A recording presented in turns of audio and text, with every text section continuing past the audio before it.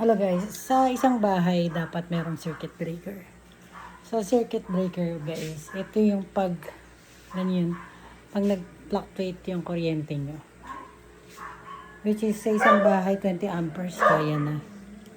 Ito ata nasa ano to, sobra-sobra to. Ito yung pinagpalitan. GE, dati siyang GE. Pero ang pinalit na namin is Boston.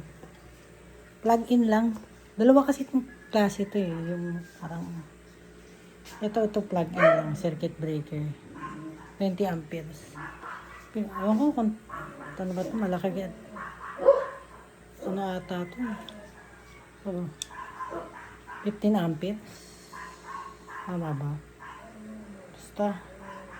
Yun, pinalitan ng ano. Dalawa kasi yun.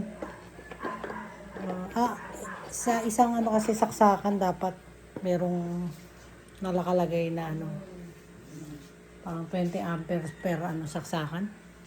Yan ba yun? Tapos 30 amperes pag buong bahay. So di ko masyadong alam kasi yung electrician ang gumawa. So yun lang. Yun, natuwa lang ako.